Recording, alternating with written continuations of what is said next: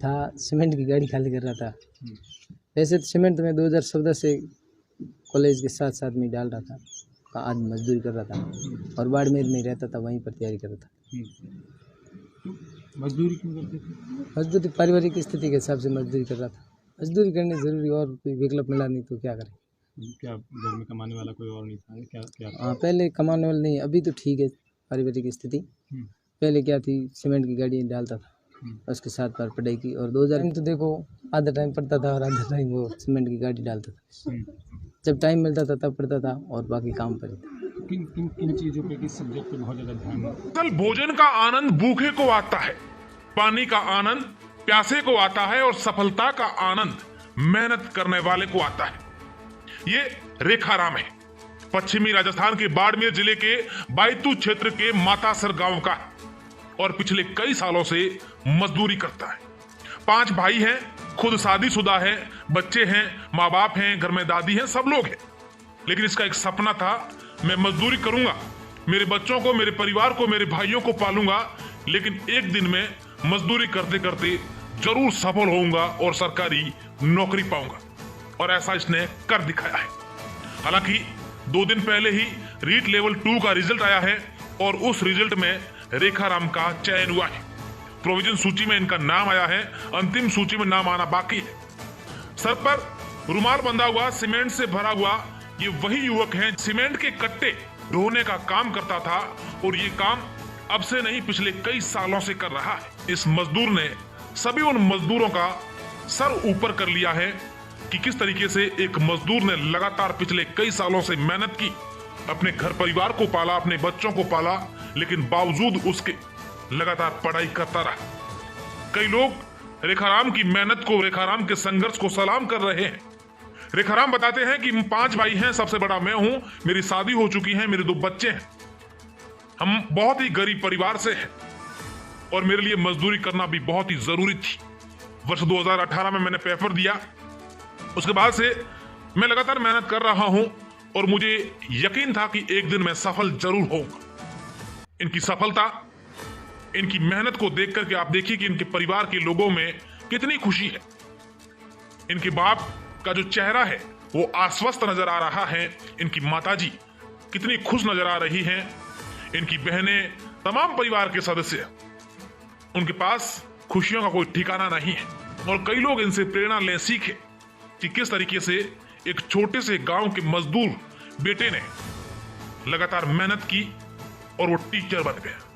कि आप कितनी भी कड़ी मेहनत करते हैं, मजदूरी करते हैं, लेकिन साथ साथ आप पढ़ाई भी कर सकते हैं और नौकरी भी पा सकते हैं। जो मजबूत इरादों के साथ आगे बढ़ने की ठान लेते हैं, उनके आगे मंजिलों का जो रास्ता है वो कोई बड़ा नहीं होता है, अपनी मंजिल पा ही लेते हैं। रेखाराम की पूरी संघर्ष की कहानी सुनेंगे। मैं धोरीमिला में था, सीमेंट की गाड़ी खाली कर रहा था।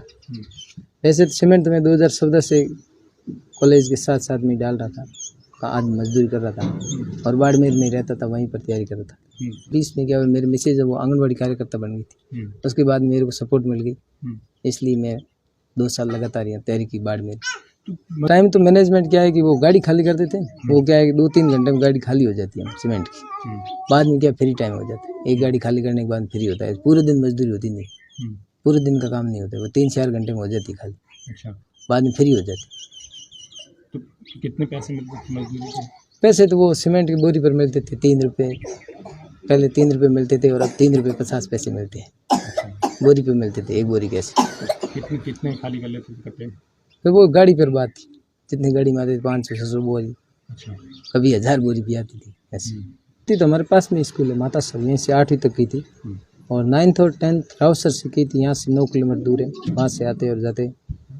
और 11th और 12th समाज सेवी तगाराम खती ने मेरे को RMP के तहत वहाँ सीकर MK मेमोरियल स्कूल में फ्री शिक्षण संस्थान करवाया।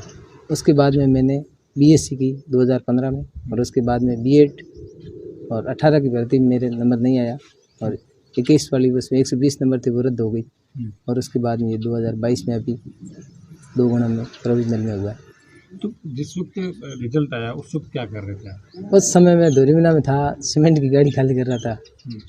वैसे तो सीमेंट तो मैं 2014 से कॉलेज के साथ साथ में डाल रहा था, आज मजदूरी कर रहा था और बाड़मेर में रहता था, वहीं पर तैयारी कर रहा था। तो मजदूरी क्यों करते थे? मजदूरी पारिवारिक स्थिति के हिसाब से मजदूरी कर रहा था। क्या क्या ऐसा था कि मजबूरी थी या जो मजदूरी करना पड़ रहा था? मजदूरी करनी ज़रूरी, और कोई विकल्प मिला नहीं तो क्या करें। क्या घर में कमाने वाला कोई और नहीं था? क्या क्या हाँ, पहले कमाने वाला नहीं, अभी तो ठीक है पारिवारिक स्थिति। पहले क्या थी, सीमेंट की गाड़ी डालता था, उसके साथ पर पढ़ाई की। और 2020 में क्या हुआ, मेरी मिसेज वो आंगनबाड़ी कार्यकर्ता बन गई थी। उसके बाद मेरे को सपोर्ट मिल गई, इसलिए मैं 2 साल लगातार यहाँ तैयारी की बाड़मेर। तो मजदूरी और पढ़ाई दोनों कॉम्बिनेशन साथ में कैसे टाइम कैसे निकाल लेते थे? टाइम तो देखो, आधा टाइम पढ़ता था और आधा टाइम वो सीमेंट की गाड़ी डालता था। जब टाइम मिलता था तब पढ़ता था और बाकी काम पर था। किन किन किन चीज़ों पे, किस सब्जेक्ट पे बहुत ज़्यादा ध्यान देते थे? मेरे तो साइंस में ही थी, और साइंस मैथ इन पर ध्यान देता था, बाकी वाला बाद में तैयारी की। तो सुनने में आया कि पहले शख्स हो इस पूरे इलाके में जो सरकारी नौकरी पाने वाला है। घर वालों में कितनी खुशी हुई इस चीज़ से? खुशी तो हुई है। क्या बोले घर वाले, क्या बोले उसका रिजल्ट आया उसके बाद में? जल्द खुशी थी घर में। गुड़ खिला के मुँह मीठा करवाया कि नहीं करवाया था? कराया। तो अब जब घर में और कौन कौन है जो तैयारी कर रहे हैं पढ़ाई? तैयारी मेरा छोटा भाई वो कर रहा है अभी तैयारी। वैसे सामाजिक से पेपर दिया था, परंतु उसके थोड़े नंबर कम है। तो पढ़ाई पे किन चीज़ों पे बहुत ज़्यादा फोकस करते थे आप? क्या चीज़ें थी जिनका खास ध्यान रखते थे आप? नहीं, पढ़ाई पे तो ध्यान रखते थे और साथ में मजदूरी करते थे, दोनों काम हो गए। वही सवाल मैं वापस करूँगा, टाइम कैसे निकाल लेते थे? टाइम का मैनेजमेंट कैसे होता था आपका? टाइम तो मैनेजमेंट क्या है कि वो गाड़ी खाली करते थे, वो क्या है कि 2-3 घंटे में गाड़ी खाली हो जाती है सीमेंट की। बाद में क्या फ्री टाइम हो जाता है, एक गाड़ी खाली करने के बाद फ्री होता है। पूरे दिन मजदूरी होती नहीं, पूरे दिन का काम नहीं होता, वो 3-4 घंटे में हो जाती खाली। अच्छा, बाद में फ्री हो जाती। तो कितने पैसे मिलते थे मजदूरी के? पैसे तो वो सीमेंट की बोरी पर मिलते थे 3 रुपये, पहले 3 रुपये मिलते थे और अब 3 रुपये 50 पैसे मिलते हैं। अच्छा, बोरी पे मिलते थे, एक बोरी कैसे। कितने खाली कर लेते थे कट्टे? फिर वो गाड़ी पर बात थी, जितनी गाड़ी में आते थे 500-600 बोरी, अच्छा, कभी 1000 बोरी भी आती थी ऐसे। तो 1000 बोरी पूरी इकलौते आपके हाथ में? नहीं, 2-3 आदमी साथ में थे, 3 आदमी। अच्छा, हाँ। तो अब जब सिलेक्शन हो गया है तो घर में आसपास बधाई देने वालों को कितने लोग पहुँचे? बहुत कॉल आ रहे हैं, फोन आ रहे हैं, क्या क्या बोल रहे हैं? बधाई हो उससे। अब प्रोविजनल में हुआ है। एक जो फोटो वायरल हुआ वो फोटो कब का है? वो तो जिस रिजल्ट आया उसी टाइम का ही है, जिसको रिजल्ट 6:30 बजे का ही है वो फोटो। अच्छा, हाँ जिसको रिजल्ट आया उस वक्त भी यही काम कर रहे थे? हाँ, उस समय वो वही काम कर रहा था, धोरी में था। अच्छा, तो कहाँ बाड़मेर कहाँ चले जाते हो? बाड़मेर में उतलाई, जसाई और जालीपार। अकेले या भाई भी साथ में? भाई तो वो अलग, वो भाई भी ये काम करता, परंतु वो भाई वो सीमेंट की गाड़ी नहीं करता, वो करता है मार्बल की, उसकी खाली। अच्छा, तब घर वालों में सबसे ज़्यादा खुशी किसको हुई? ज़्यादा दादी को हुई, मम्मी को हुई या पापा को हुई? पापा को, मम्मी को, दोनों खुशी है, दादी को, सभी को खुशी थी। क्या बोले? ये खुशी थी इस बात की, इतने दिन हो गए, टाइम तो काफ़ी हुआ, अभी 30 साल हो गए, क्योंकि बीच में पढ़ाई हुई नहीं। अच्छा, तो आपकी जो सफलता है उसका श्रेय आप किसको देते हो? श्रेय तो देखो माता पिता को है, गुरुजनों को है, सभी को। तो आपकी ज़िंदगी में कौन ऐसा शख्स था जिसने सही में बहुत ज़्यादा मदद की और जिसकी वजह से आज आप देखो 10th तक मैं यहाँ था और 11th-12th में मेरे तगर हम जी ने हेल्प की, इसलिए मैं वहाँ सीकर गया साइंस का। नहीं तो मेरे यहाँ पर साइंस नहीं होती, ये तगर हम जी हेल्प नहीं करता तो साइंस नहीं होती। तगर हम जी ने वहाँ भेजा वो साइंस, उसकी वजह से। अभी जो प्रतियोगी परीक्षा की जो तैयारी कर रहे हैं, एक बार में असफल होने के बाद जो छोड़ देते हैं, उनको क्या कहना चाहते हैं? अब देखो, छोड़ने से तो कोई फायदा नहीं, लगातार मेहनत करने से ही फायदा होगा, लगातार कंटिन्यू रहने से फायदा होता है, एकदम तो मिलती नहीं।